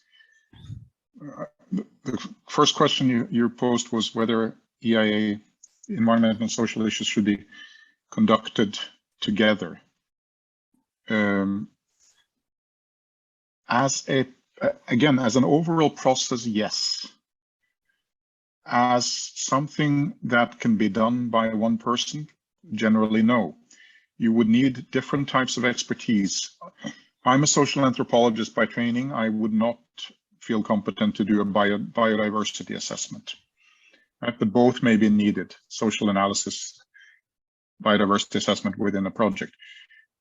What the World Bank has done is that internally among the many environmental and social specialists who work there, the World Bank has defined core competencies for all their environmental and social specialists to be able to advise in general terms on all topics within their framework, both environmental and social. But as the risk levels go up, as the complexity increases, specialists would be called in on those particular topics to advise on it. But as a basic set of competences, the expectation is that within that institution, people should be familiar with both environmental and social issues and be able to advise and facilitate a process where it's done as an integrated process. But in practice, it might well involve several people. Second point was on how does one develop a management system proportionate to the risk and scale and complexity? This is something that would need to be negotiated and discussed because there are complementary roles here. The due diligence of the Asian Development Bank supporting the process and advising the government or the implementing agency's process of assessing and managing these risks. The borrower's management system would depend on the risk and scale and complexity of the project, what would be required and advisable within a project setting. But there are many factors involved here. We mentioned at least 5 different clusters of risk types, from contextual risks to inherent sector risks to the vulnerability of affected populations, right? So you cannot come up with a standard matrix or checklist for this. You really have to assess these things on a case-by-case basis. With time, we build up case practice, so we know more about the different settings, we know more about the types of projects, and we can simplify it. But this is a process of gradually developing case practice around these issues. What was the third point here? Yeah, the other one was on procurement. Yeah. Can I just add one quick point on procurement, and Charles can supplement that also. This is one thing that was underestimated in the past, but contractors, for example, working on a project are expected under a modern framework to be an extension of the project itself with the same responsibility as the government agency, for example, coordinating this, which means that contractors need to have the capacity to assess and manage these issues in their activities, which again means that this needs to be put very clearly into bidding documents, contractual obligations, roles of supervising engineers and others in this. And similarly, the contractors would be responsible for overseeing their subcontractors, that they apply the same principles, whether it is impacts on local communities or whether it's labor and working conditions among the people working within that company. That's right. And I think in the standard 1, when the World Bank did the update, there was a specific set of provisions to make it legally required that the borrower cascade the requirements to the contractor, and that the contractors have the responsibility to cascade those same environmental and social management requirements to all subcontractors. So that is explicitly there, and then it becomes explicitly incorporated into the loan agreement with the borrower. The other element that needs to take place amongst all the multilateral development banks is to continue to have a very strong dialogue and system for the procurement officers to work with the environmental and social officers. So the procurement officers know that the environmental and social management features need to be provided to the bidders in the bidding process. So when they're bidding, they know what elements they need to include in the project design and the project implementation. And that's been a hallmark of the activities over the last several years because of the importance of this coordination between procurement and the environmental and social management system. Thank you. Thank you very much, House and Ryder. Ryder, I think maybe there was one question we probably have to touch, and that has to do with how do we ensure environmental and social management is proportionate to the project? That is also seemed to be a question that has been asked by a previous comment from Apollina. So answering that means that we would have maybe have addressed another question up front. That was the second question, how to achieve environmental and social management in proportion to the project. That was the way the question was actually framed. Yeah, I may not have been very clear on my trying to respond to that. That's really when I talked about there isn't a one size fits all on this. It is precisely because there are different clusters of risk factors and issues that need to be considered on a case-by-case basis. So the proportionality of what is required when in terms of actions, how much effort, the sequencing of it, what sort of resources, budgets, capacity requirements should be allocated, what constitutes an overall management structure for these issues. will depend on many different factors and will need to be negotiated on a case-by-case basis in different project settings. That's absolutely clear. And thanks very much, Ryder. We take now the question from Apolina Tolentino. I know Apolina has left the call, but one of the questions that I think Apolina raised has already been addressed by Ryder in your last response. The first question, if I read, is Apolina would like to know how the 4 sort of tier categorization system proposed by the Ryder's presentation will be implemented. Is it via a weighting score? So it says, we would like to get more specifics on the plan integrated risk-based classification. So for example, what methodology will be used? Would it be like weighted indicators? That's the first question. In terms of risk identification, the second point talks about the concept of intersectionality that Ryder mentioned on the vulnerability risk factors. I saw that on the presentation. Apolina would want the consideration of a particular DMC's performance with the workers in that context, in consideration of the intersectionality in that context. The third question has already been answered by Ryder. Then the last but not the least, it says, in the frame of intersectionality, it is important to take into account workers and trade union rights, not just employment status, including that of migrant workers, both overseas and internal, as in the case of several interstate migrant in railway projects in India. So I would say 3 questions because the other one has been answered. The first one has to do with a bit more clarification on the 4 classification stage, risk stage. Then the second one has to do with the whole intersectionality and what a country's past performance on labor and working conditions. I'll post that to Ryder in the first place, the categorization, 4 tiers categorization. Then the second one has to do with country context in terms of contextual risk, here specifically on labor unions or workers. The third we've already answered. And then the last, not the least, who has to do with intersectionality. All right, let me start. There is guidance material, good practice handbooks that have been issued on methodologies on many different aspects of these different risk factors. This is a broad field.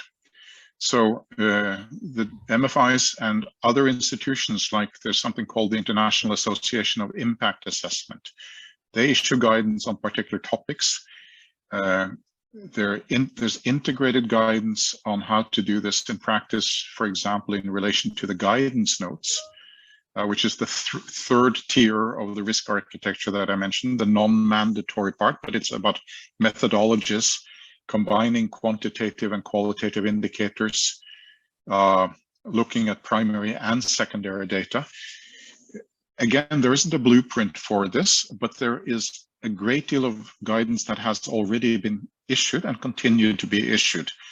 As we become more aware of different risks that we had not looked at in sufficient detail in the past, we've also issued updated guidance, handbooks, manuals on a broad set of issues and specific topics here. So one of the more recent ones that was co-published by the IFC in the private sector and the IDB Invest was on the risk of violence against project stakeholders, violence or retaliation, coercion against environmental activists, for example, who may be opposed to a project, respecting their rights. It would be a very, very lengthy discussion to go into detail about all the types of guidance that exists, but this is part of the training of specialists within the World Bank, within the Asian Development Bank and other institutions, for them to be able to provide guidance in project settings to, these are the factors we should be looking at, here are appropriate methodologies and how to do it. On the weighting of the risk factors, the only thing I'll say on that is to just remind ourselves of the definition of what the risk is in the first place. A risk is the combination of the severity of a negative impact if it occurs and the probability or the likelihood of it occurring. And international good practice would argue that you should weigh the severity more than you weigh the probability. An impact on a significant impact depriving an indigenous community of their cultural heritage may have a low probability of occurring, but it would be absolutely devastating if it did occur. The severity would be very high, and therefore it should be considered a significant risk, even if probability may be not so high. So that's what I'll say on the weighting. Other than that, a lot of it is on a case-by-case basis. Finally, on intersectionality, the little chart we showed on the slide is not meant to be an exhaustive list of potential social identities that could be relevant. And I absolutely take the point about workers' rights, settings, national systems being part of how we consider all of these types of issues. And so I appreciate the additional comment, but we can also, I'm sure, with a little bit of brainstorming, come up with many, many other issues that could pose vulnerability or social exclusion or disadvantage in a project setting. And again, this would vary from country to country, from setting to setting, from sector to sector. So again, it's something that needs to be looked at in the project setting, because we're not talking about persons who are necessarily vulnerable in general always. We're talking about vulnerability and disadvantage in relation to the project. I'll leave it at that. Thank you very much. I think it's clear, Ryder, spot on. Thank you so much for those very detailed explanations from Ryder yourself, Charles and Bruce. And then a special thanks in particular go to all those who were able to ask questions directly, those who posted, and those who even sent them in advance. Just want to make sure that the consultation process is still ongoing. ADB would like to make sure we achieve meaningful consultation even with this. So our channel is still very open. If for one reason or the other, you could post your question or ask your question, you could still reach out to us via emails that will be shared to you, or you could even post them in this chat. They could be picked up afterwards and we could follow up with the relevant responses. I think our time is up. So I'll hand back over to Azim for the next set of concluding activities for the consultation process. Over to you, Azim.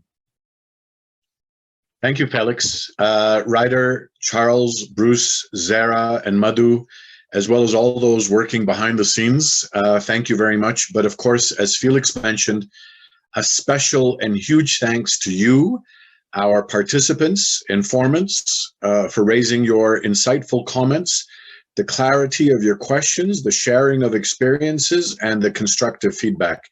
I want to reiterate that the comments we receive on the environmental and social risks that are received from this consultation and thereafter via email and in writing will be considered in the final study report, which will in turn inform the revision of ADB's standard and updating the safeguards policy statement. But please don't go yet. On your screen, please give us your feedback. You will see a number of questions here, starting with this Zoom poll question. Please rate your satisfaction with today's session, ranging from 5, which is highly satisfied, to 1, very dissatisfied. Give us a ranking of your level of satisfaction from 1 to 5, 5 being the highest score, 1 being the lowest score. And if you could do that now, because we have run over time, as many have said, we'd like to relay the poll question back to you. So just tap in the number on your screen, on your keypad now, from 1 to 5, 5 being the highest mark, 1 being the lowest, 5 giving us a rate of highly satisfied to 1 very dissatisfied. And then you have up to, let's say, 3 hours from now to go onto menti.com with the question that is being flashed in the chat box now. Please give us your feedback on how the ADB can specifically improve the level of engagement and the feedback, the resources for these consultations. And you can put in 4, 5, 6 sentences, anything that would help the ADB respond better to your comments, your critiques, your needs, your feedback, and your criticisms on the level of engagement and the satisfaction and the operations of these consultations. That would be very helpful. So with that, if we could have the results of the Zoom poll, we could please have that. So we see a good cross-section, but about 11% have rated us either neutral or somewhat dissatisfied, and almost 90%, so 89% have said either highly satisfied or somewhat satisfied, which gives us an indication that there is room for improvement, as always with these consultations. So specifically, what improvements would you like to see? Please provide us feedback in 3 to 6 sentences on the mentee.com poll that is being flashed on the chat box now. Once again, thank you all for your feedback and overall participation. I now bring you back to the Director of SDCC and this process, Mr. Bruce Dunn, to give us a summary of what we've heard from you and to walk us through the next steps after this consultation. Bruce, could you please review the discussions and our next steps, please? Thank you very much, Azim, and let me thank very much to all of the participants, all of the great, really stimulating questions and comments and recommendations that we received today. And I do have to give some thanks for the team for responding to those. I'd like to just give a bit of a summary. I have quite a few points because we did cover many different issues today. So I'll try to run through those fairly briefly so that we won't run too much further over time. Firstly, to say, just to confirm, ADB is considering in this policy update to move towards a more integrated consideration of risks. We have the current approach within the Safeguard Policy Statement, which focuses on considering direct and indirect adverse impacts that a project may cause or contribute to. We've also got inherent risk factors in different sectors. For example, if you're constructing a large hydropower project, obviously the risks are quite different from a small education project. The current policy also requires us to look at the vulnerability and sensitivity in the operating environment. So that's looking at, for example, natural habitats or the presence of vulnerable and disadvantaged groups. So these aspects we have already within the current framework, and we're going to retain those. We may also look at strengthening them. But where we've been discussing today, a lot in terms of new elements would be adding further consideration of contextual risk factors. So looking at fragility, conflict, violence, governance, for example, human rights risks in a particular area, as well as performance-related risks, the management systems, the capacity, the resources, and the commitment. So bringing these together in a more holistic framework gives us a better understanding not only of the potential project-related risks, but also the context within which the project is undertaken. And this is really necessary for us to look more comprehensively at how to implement a project effectively. Of course, as we've heard today, looking at a more integrated assessment approach, we need to be mindful that there are risks that the project would be responsible for, project would contribute to, but also the context, for example, legacy issues from previous land acquisition, is not necessarily something that the project is responsible for, but something we need to be aware of and then consider that appropriately in the design and management of the project. Now, there are existing good practice guidance, handbooks, manuals that have been prepared by other institutions, such as other multilateral financial institutions. And these are things that ADB is looking at to see how we can learn from those and also converge towards them. We had some discussion also today around how some of the details of that risk assessment process are looked at, including the weighting of risks.